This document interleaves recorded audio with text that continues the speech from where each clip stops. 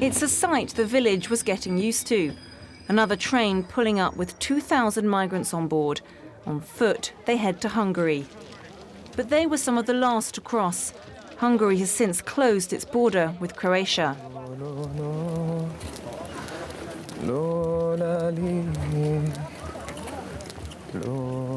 Bayrak has come straight from the town of Sveda in southern Syria.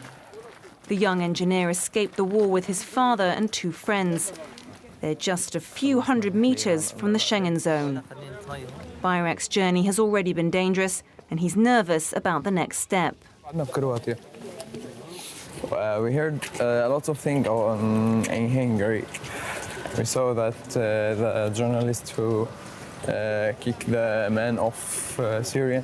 We see a lot of videos. Police attacked the migration. In September, the government gave the security forces the power to arrest migrants and refugees crossing the border without the right documents. After the Serbian border, Prime Minister Viktor Orban arranged for a second barbed wire fence between Hungary and Croatia. This is the border, right? Okay. I think they will be kind. Okay, I hope so. A few days after Bayrak crossed, Hungary shut its Croatian border. Before the fence, migrants walked straight through the village. A scene that's hard to forget for locals, like this town hall employee who's torn over the best way to deal with the crisis. We feel compassion for people who've come from war zones, but we cannot say if they're all Syrians.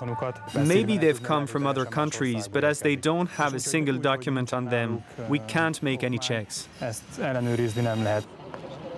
Further east along Hungary's border with Croatia, the mayor of Beremond fully agrees with the government's policies. He belongs to the ruling party. In September, a France 24 team met him as the fence was being built close to his town. At all costs, we have to manage this wave of migration. If the EU is incapable of protecting its outermost borders, that's going to create an enormous problem. Already they're arresting terrorists there, and no country needs that. Even further east, at the point where the Serbian, Romanian and Hungarian borders all come together, we meet Robert Molnar. This independent town mayor has not got used to the fence that went up alongside his village in August.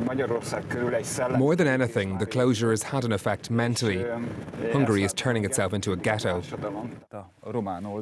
He brings us to the triplex monument, which bears the crests of Hungary, Serbia and Romania.